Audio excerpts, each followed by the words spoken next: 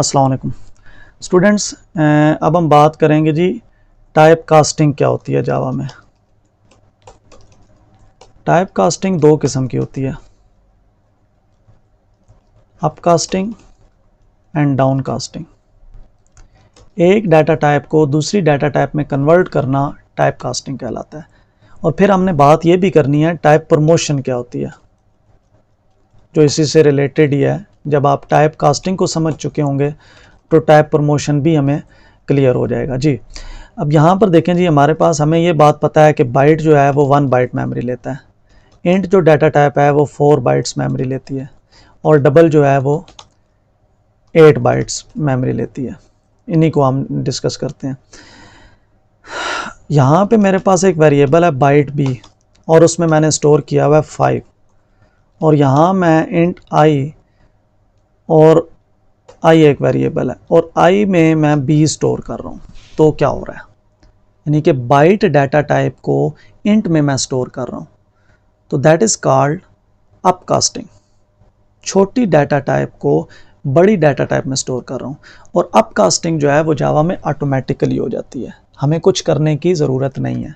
इसी तरह अगर मेरे पास यहाँ पे एक वेरिएबल होता डबल, और उसमें मैं आई की वैल्यू को स्टोर करना चाह रहा होता, तो d इज़ इक्वल टू आई लिखता, तो i जो है वो d में स्टोर हो जाता है। यानी कि ये जो इंट है ये डबल में, तो ये स्ट्रेट फॉरवर्ड एक वैल्यू असाइन नहीं हो रही, डाटा टाइप चेंज हो रही है। देखें, एक डाटा जो फॉर एग्जांपल i में हमारे पास एक वैल्यू है जो भी है, और वो जो है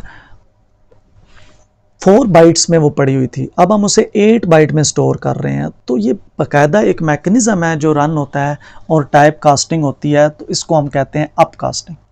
इसी तरह हमारे पास अगर मैं यूँ कहता हूँ कि बाइट में मैं स्टोर करना चाहता हूँ आई को, यानी कि जो 8 वैल्यू है इसको मैं बाइट में स्टोर करना चाह रहा हूँ। अब क्या होगा जी,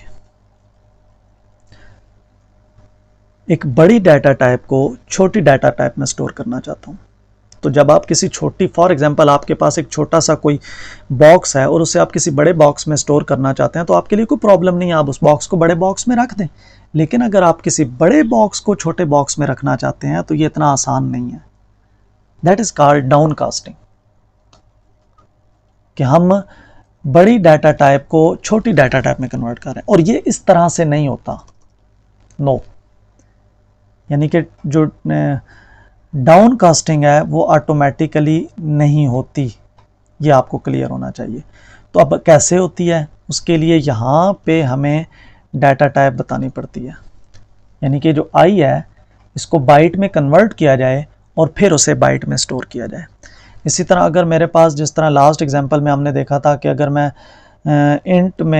इंट वेरिएबल है, यहाँ पे बाइट वेरिएबल का नाम इस्तेमाल होगा भी आई है, और उसमें मैं डबल को स्टोर करना चाहता हूँ, और डबल जो है वो डबल डाटा टाइप है डी, तो मुझे यहाँ पे इंट लिखना पड़ेगा, डाउन कास्टिंग। तो डाउन कास्टिंग ऑटोमेटिकली जावा में नहीं होती, अप कास्टिंग जावा में ऑटोमेटिकली हो जाती है। लेकिन डाउन कास्टिंग ईजी नहीं है, डाउन कास्टिंग में रिस्क है। देखें, आपके पास एक बॉक्स है और उसे आप किसी छोटे बॉक्स में स्टोर कर रहे हैं, तो वो डिपेंड करता है कि क्या वो पॉसिबल भी था या नहीं था। हो सकता है कि आपके पास कोई इस तरह का बॉक्स था और उसको चलें आप एक स्टोर कर रहे हैं, लेकिन वो कोई इतना ज़्यादा प्रॉब्लम नहीं था। लेकिन अगर कोई ऐसा बॉक्स था और उसे आप यहाँ स्टोर करना चाहते हैं, तो ये तो पॉसिबल ही नहीं है। तो डाउन कास्टिंग पॉसिबल भी हो सकती है और इम्पॉसिबल भी हो सकती है। Downcasting can be possible or cannot be possible.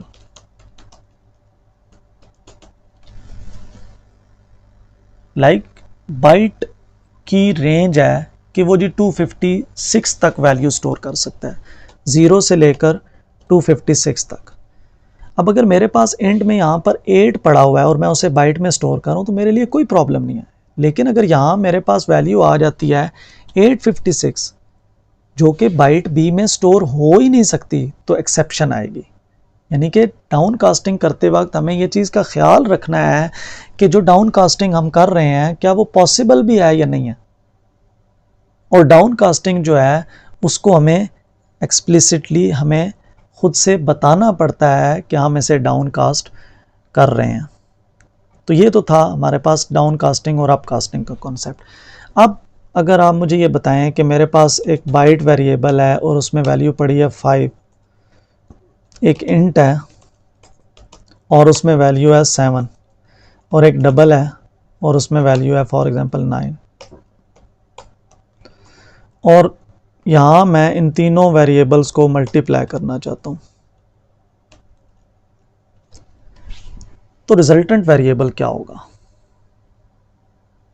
वो हमें सोच समझ के रखना चाहिए। एक तो आसान हल ये है कि सबसे बड़ा ले लें, डबल, क्योंकि जो कुछ भी होगा मैक्सिमम अगर वैल्यू होगी तो वो डबल ही होगी। लेकिन अगर हम ऐसा नहीं करना चाहते और हम एफिशिएंट बनाना चाहते हैं, नहीं, जिस चीज़ की ज़रूरत है उतना ही लिया जाए, उससे ज़्यादा ना लिया जाए, तो हमें ये समझने की ज़रूरत है कि ये चीज़ें आपस में मल्टीप्लाई होती कैसे हैं। देखें, बाइट यानी कि एक ऐसी वैल्यू जो हमारी एक सिंगल बाइट में स्टोर है, और यहाँ पर एक ऐसी वैल्यू है जो 4 बाइट्स में स्टोर है, और यहाँ पर एक ऐसी वैल्यू है जो 8 बाइट्स में स्टोर है। यानी कि हमारे पास जो है इधर एक वैल्यू पड़ी हुई है इस तरह की, एक वैल्यू इस तरह की पड़ी हुई है, और एक इस तरह की पड़ी हुई है, और हम उनको आपस में मल्टीप्लाई करना चाहते हैं। तो ये जाहिर है इतना आसानी से इजीली स्ट्रेट फॉरवर्ड तो नहीं होगा, कोई ना कोई तो इसमें कॉम्प्लेक्सिटी या साइंस इन्वॉल्व है। तो वो साइंस ये है कि जब आप b को i से मल्टीप्लाई करेंगे, जब b को i से मल्टीप्लाई किया जाएगा, जब बाइट को int से मल्टीप्लाई किया जाएगा, तो ये जो बाइट है ये ऑटोमेटिकली अपकास्ट होगी int में, और अपकास्ट होने के बाद ये जो int है और ये जो int है ये आपस में मल्टीप्लाई होगा। तो ये बात याद रखें कि दो चीज़ों में ऑपरेशन परफॉर्म करने के लिए दोनों का सेम टाइप का होना ज़रूरी है। अगर वो सेम टाइप का नहीं है तो उसमें स्ट्रेट फॉरवर्ड ऑपरेशन परफॉर्म नहीं हो सकता। तो इसीलिए यहाँ पर इसने बाइट को इंट में ऑटोमेटिकली अपकास्ट किया, जो कि ज़ाहिर है अपकास्ट ही करना पॉसिबल था, और उसको अपकास्ट करते हुए हमने इंट को इंट के साथ मल्टीप्लाई किया। अच्छा, जब ये सारा रिजल्ट कैलकुलेट हो गया तो ये ओवरऑल रिजल्ट आया बी और ई का इंट। अब इंट को हमने डबल से मल्टीप्लाई करना था। डबल एक बड़ी डाटा टाइप है, इंट एक छोटी डाटा टाइप है। अगेन ये स्ट्रेट फॉरवर्ड पॉसिबल नहीं है, तो हमें इसको भी अपकास्ट करना पड़ा, हमें इसको भी अपकास्ट करना पड़ा डबल में, और ये अपकास्ट होने के बाद डबल डबल के साथ मल्टीप्लाई हुआ है, और अल्टीमेटली जो रिजल्ट जनरेट हुआ है वो हुआ है डबल।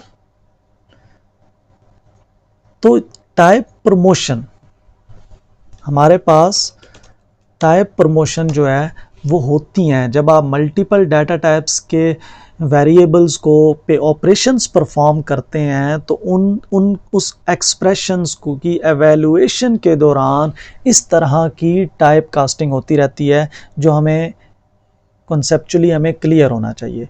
अब अगर यहाँ पे मैं कोई ऐसा वेरिएबल ले लेता बाइट, तो वो मुझे एक्सेप्शन देता।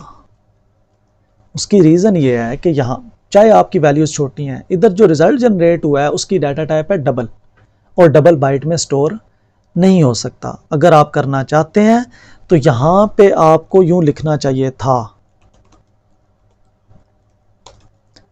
कि जो कुछ भी कैलकुलेट हो, इसको भी जो कुछ भी कैलकुलेट हो उसे बाइट में डाउन कास्ट किया जाए और फिर वो बाइट में स्टोर। अगर ऐसा नहीं करते तो एक्सेप्शन आएगी, और हमें शायद देख के ये बड़ा अजीब लगे कि यार पता नहीं क्या प्रॉब्लम है, सिंपल हम ऐड मल्टीप्लाई करके। लेकिन डिफरेंट डाटा टाइप्स पे जब आप ऑपरेशंस परफॉर्म कर रहे होते हैं तो हमें इस चीज़ का ख्याल रखना पड़ता है कि अपकास्टिंग हो रही है या डाउन कास्टिंग हो रही है, और टाइप प्रमोशन जो है वो किस सीक्वेंस में हो रही है, ताकि हम रिजल्टेंट वेरिएबल जो है वो सही तरीके से डायग्नोज कर सकें।